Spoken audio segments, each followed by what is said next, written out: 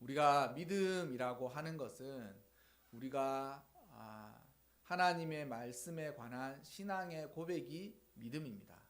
그래서 믿음이라고 이야기했을 때 야고보서에서 말한 것처럼 행위가 없는 실천이 되지 않는 믿음은 죽은 믿음이에요. 그러니까 믿음이라고 말은 하지만 그에 합당한 실천이 따르지 않으면 그 믿음은 곧 살지 못하는 죽어있는 시체와도 같은 그런 믿음이라는 것이죠. 또한 믿음이라고 하는 것 가운데 신앙의 고백, 그러니까 이 하나님의 말씀과 뜻이 무엇인지를 알지 못하면 믿음이라는 열심은 있지만 그 열심이 자칫 잘못된 곳으로 흐를 때가 종종 많다는 것입니다. 중세 시대에 하나님의 영광을 위한다라는 어떤 정의, 대의로 많은 사람들을 죽이고 종교적으로 탄압하고 그리고 사회의 악을 가지고 오던 일들이 정말 많았습니다. 그래서 많은 사람들이 단두대에 죽기도 하고 화형에 처하기도 하고 그리고 종교개혁이 일어나기 한 전에도 많은 사람들이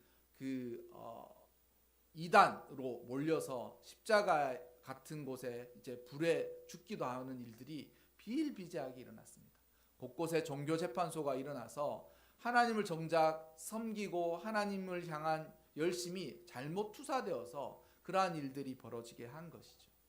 어찌하였든 우리가 삶을 살아가는데 중요한 것은 하나님의 뜻과 하나님이 행하신 일들에 대한 올바른 지식과 그것에 대한 열정이 있어야 됩니다.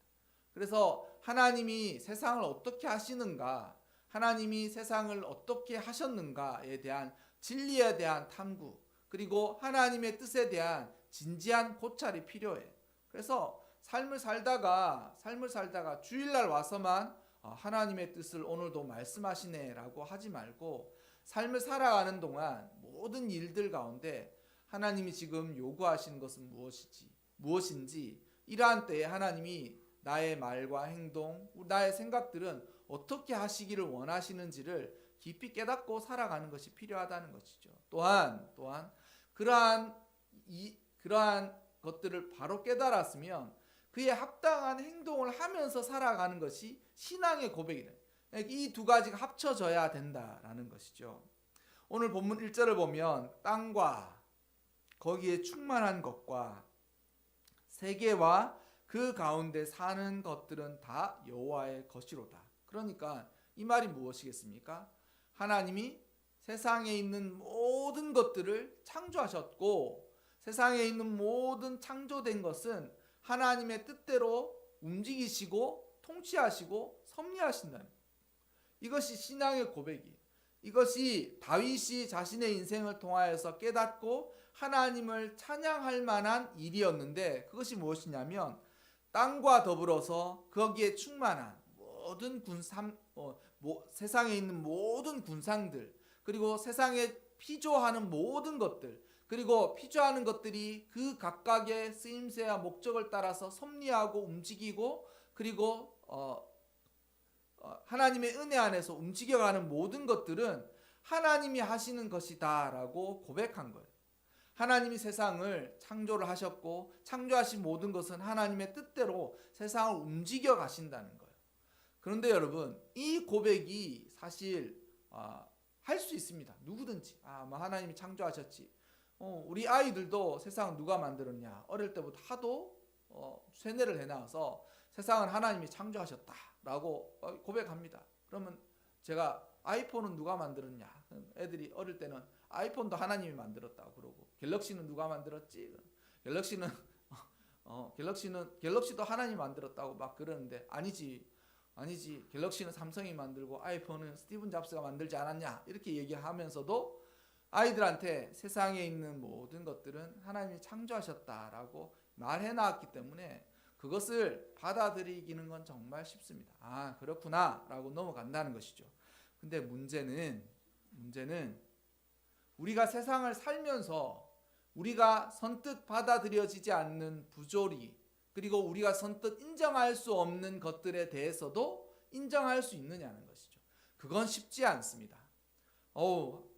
종종 아이들이 이제 머리가 크고 사람들이 신앙에 대해서 좀 알기 시작하면 하나님은 선하시다는데, 그리고 하나님이 창조하신 세상이 선하다는데 세상은 왜 이렇습니까?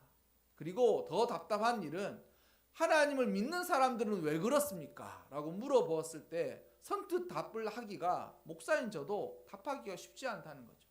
세상은 우리가 생각하는 것보다 훨씬 부조리와 죄에 대한 왜곡과, 그리고 우리의 뜻대로 또한 우리가 생각하는 선한 것을 따라서 살아가지 않아요. 근데 문제는 우리는 그곳에서 살아가야 하는 것입니다. 악한 사람들과 더불어서 이익을 놓고 싸워야 되고, 또한 양보가 없고 서로 생존을 위해서 끝까지 싸워야 되고, 그러한 일들을 하면서 세상을 살아가면서 과연 하나님이 창조하신 이 세상에 하나님의 통치가 이루어지는 것이냐라고 쉽게 고백하기가 쉽지 않다는 것이죠. 그러면 또한 하나님이 그렇게 하셨다면 나의 인생은 하나님이 도대체 어떻게 하시려고 이렇게 하시는 것입니까? 그리고 나의 인생 가운데 이러한 선뜻 받아들이지 못하는 일들에 대해서도 하나님 도대체 그렇게 왜 하셔야 하느냐고. 훨씬 악하고 훨씬 나보다도 인생을 잘 못 사는 사람들은 떵떵거리고 좋은 차를 타고 호의호식하면서 살아가는 것 같은데, 나는 예수를 믿고 하나님을 알고 교회를 다니느라고 열심히 살았던 나에게 도대체 왜 그러한 인생들과 그러한 삶을 하나님께서 허락하셨습니까? 라고 막 되물어보고 싶은 그러한 마음들이 정말 있다라는 것이죠. 간단한 말이지만 하나님이 세상을 창조하셨고, 창조하신 하나님은 하나님의 뜻대로 세상을 통치하신다라는 그 말을 머리로 인식하기에는 쉽지만 그것을 마음을 다해서 신앙 고백하기에는 쉽지 않다라는 것이죠. 다윗도 그렇지 않았겠습니까? 자신이 희한하게도 시편 24편은 23편, 우리가 너무 잘 아는 이 목자의 시편이라고 되어 있는 23편하고 딱 붙어 있어요. 그래서 제가 보기에는 아마도 23편과 24편을 같이 읽어야 할 것 같아서 이걸 같이 이렇게 묶어둔 것 같아요. 그런데 그 다윗이 뭐라고 고백합니까? 23편에서 여호와는 나의 목자시니, 하나님이 나의 인생을 이끌어 가신다는 거예요. 희한하게도 양떼들이나 소떼들이나 말떼들은 주로 뒤에서 몰아갑니다. 뒤에서. 왜냐하면 이것들을 몰고 가다가 앞에서 몰고 가다 보면 이게 방사형으로 다 흩어져 버려서 뒤에서 몰아가거든요. 뒤에서 옆으로 가면 가지 말라고 막 몰아가는데, 희한하게도 양떼는 목자가 앞서가요. 목자가 앞에 서서 가고 양들은 그의 뒤를 따르며 가라갑니다. 그러니까 다윗이 이야기하는 것이 무엇이에요? 자신의 인생에 하나님이 항상 먼저 가 계시고, 그리고 그 항상 먼저 가 계신 하나님을 자신은 따르면서 살아갔는데, 그 목자가 선한 목자예요. 여호와는 나의 선하신 목자라서 그분을 따르기만 하면 푸른 풀밭에 눕고 쉴만한 아주 잔잔한 물가를 인도해 주셔서 내 영혼을 살리시고 나를 이렇게 항상 의의 길로, 선하신 길로 인도해 주신다는 거예요. 그런데 문제는 그러한 다윗도 사망의 음침한 골짜기를 다녔을 때가 너무 많았어요. 그는 어려서 골리앗을 죽임으로 일약 스타가 되었지만, 그렇게 갑자기 스타가 되고 사람들에게 칭송을 받기 시작하면서 그는 사울에게 쫓기는 삶을 한동안 살았습니다. 그리고 그 한동안 사울에게 쫓기면서 그냥 죽어버렸으면 좋겠다라는 생각을 하면서도 하나님에 대한 믿음과 신뢰에 대해서 왜 고민하지 않았겠습니까? 그러한 일들을 다 겪고 나 보니 하나님이 과연 이러한 분이시구나라는 것을 깨달은 것이죠. 그래서 저는 다윗이 그가 쫓길 때에도 시편 23편을 그는 지어서 찬양하며 살았을 거라고 생각합니다.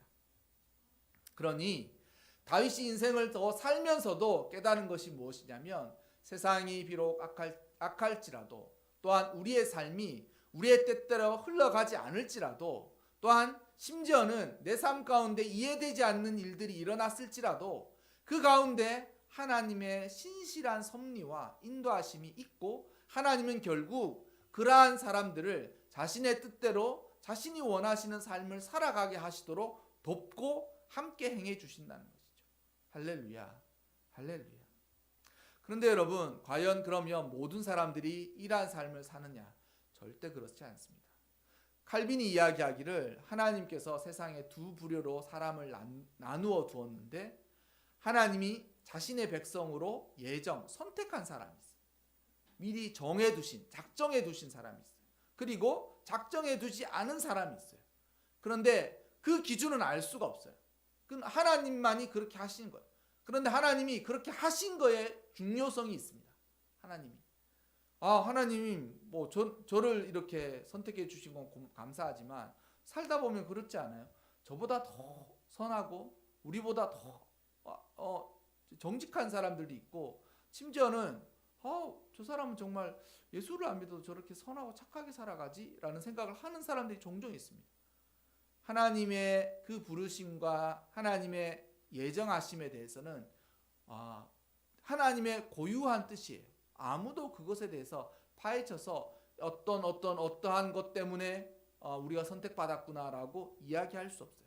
하지만 중요한 것은 선택받은 사람이 있고 주의 백성으로 하나님께서 작정한 사람이 있고 그렇지 않은 사람이 있다라는 것이죠. 하나님의 선하신 뜻이 투영되는 사람이 있고 또한 자신의 뜻대로 인생을 사는 사람들이 있다라는 것이죠. 그러니까 우리가 하나님을 믿고 난 이후에 하나님의 뜻이 선한 뜻으로 우리의 삶을 결말지어지기 위해서는 어떠한 삶을 살 필요 조건이 있어요. 조건이 있어요. 그한 하나님의 뜻이 우리 가운데 선하시게 이루어지려면 조건이 있는데 그 조건이 무엇이냐면 바로 3절부터 6절까지에 해당되는 사람들이에요. 3절에 무엇이라고 얘기하냐면 여호와의 산에 오를 자가 누구며 그의 거룩한 곳에 설 자가 누구인가. 여호와의 산이라고 되어 있는 것은 성전을 의미하는 것이고 거룩한 곳은 성전 안에서도 지성소를 이야기하는 것이죠.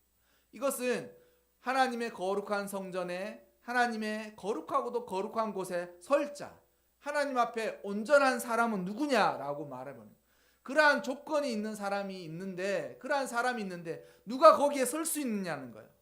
그 사람은 무엇이냐면 손이 깨끗하며, 이 손이라고 이야기하는 것은 그 사람의 삶의 행위를 뜻합니다. 그래서 종종 구약 성경에서 나오는 비유적인 말로 손이 어떠하다라고 되어 있는 것은 그 사람이 하는 일의 어떠하다, 그 사람이 하는 일로 그 사람을 평가할 수 있는데 그 사람이 하는 일이 어떠하다라는 것을 보여주는 거예요. 손이 깨끗하다, 그 사람의 삶과 행동이 깨끗하다.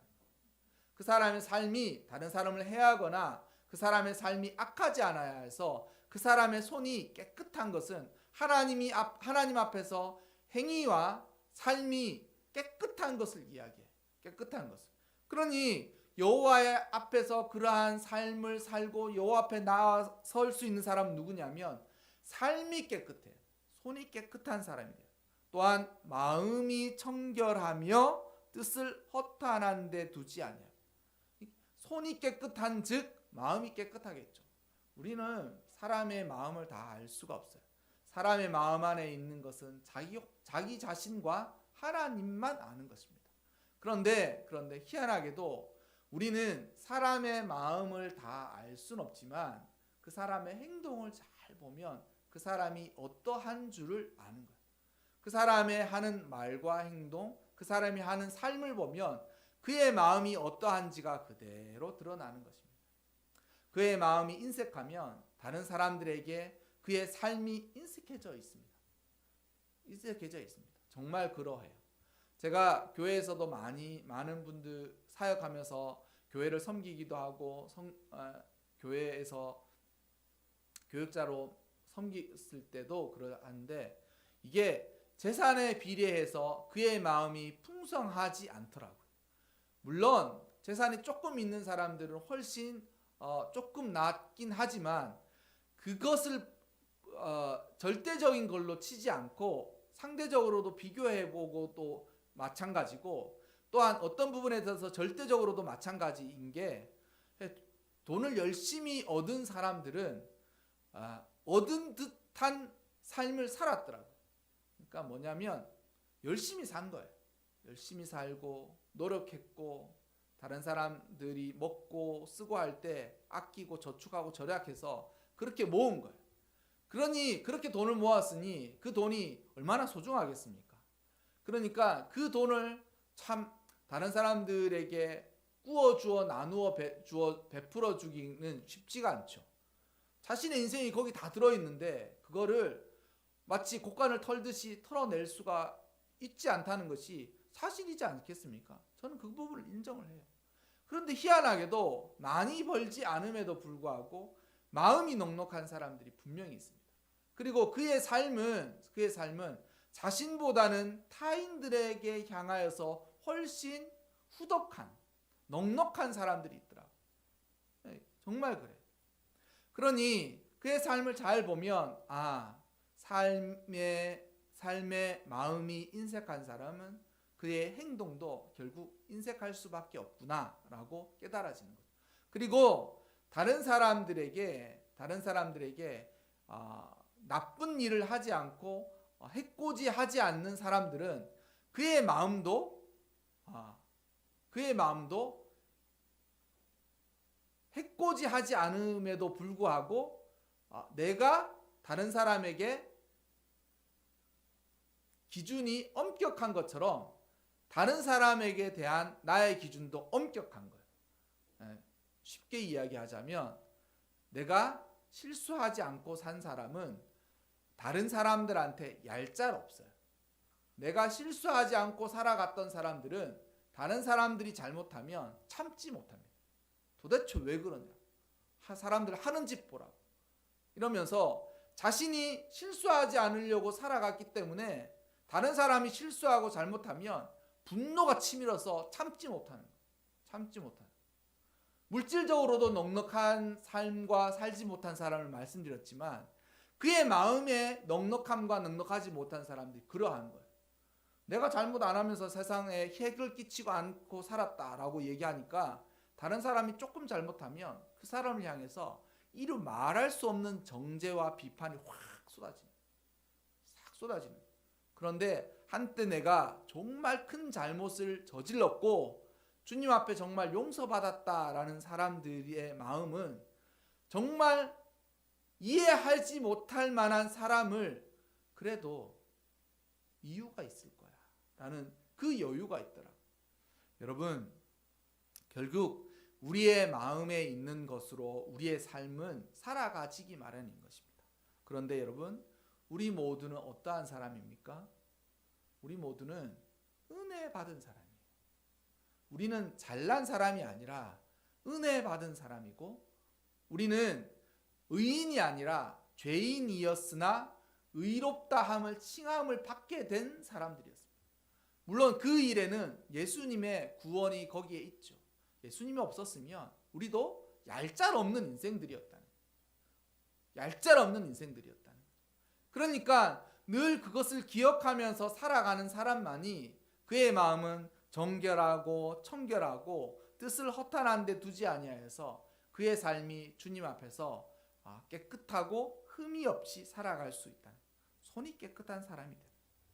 결국 이러한 사람들이 여호와께 복을 받고 하나님의 구원을 얻고 하나님을 찾는 사람들이 된다라고 되어 있습니다. 여러분은 어떠하십니까? 올 한 해 코로나 때문에 피해를 많이 입으셨죠. 누구의 탓이라고 말할 수 없어요. 그리고 또한 이것 때문에 많은 사람들이 고통을 당하고 어려웠음에도 불구하고 도대체 이 일로 직접적인 피해를 얻었던 모든 사람들이 도대체 왜 나한테 이런 일들이 일어났으며 이러한 것들을 누구한테 하소연할 곳도 없는 거예요. 그런데 여러분, 우리 모두에게 한 가지 명심해야 할 것은 우리 삶 가운데 하나님의 인도는 여전하다는 것. 그리고 또한 이 삶을 하나님이 우리의 삶의 시금석으로 보시는 것. 한번 흔들어 보시는 것. 그래서 제가 한 달 전인가도 말씀을 드렸죠. 코로나19가 사회도 사람들이 정말 어려움을 많이 겪었겠지만 기독교, 예수님을 믿는 사람들에게도 하나님께서 정말 한번 흔들어 보신 거예요. 시금석과도 같아요. 이게 뭐냐면 사람들을 한번 시험해 보시는 거예요. 이게 얼마만큼 하나님을 사랑하고 진실로 하나님을 믿는 신앙에 대해서 하나님께서 이 일로 그 사람들 마음속에 그들이 믿음이라고 어떤 부분은 착각하고 또한 어떤 부분은 드러나지 않는 것들을 하나님이 드러나게 해보시신 거예요. 그래서 사람 마음에 어떠한 것들이 있는지, 사람의 마음이 어떠한지, 그의 믿음이 어떤 것인지를 하나님께서 이 계기로 흔들어 보신 거예요. 그리고 우리 모두 이 일이 끝나고 난 이후에 하나님이 내가 코로나19로 너의 마음을 한번 흔들어 봤는데 너의 마음은 이러하더라 라고 하나님께서 평가하시는 계기였을 것이다 라고 저는 그렇게 생각합니다. 설교를 마무리할까 합니다. 여러분, 세상에 있는 모든 것들은 하나님의 소유이고 하나님의 섭리와 통치를 따라 이루어질 것입니다.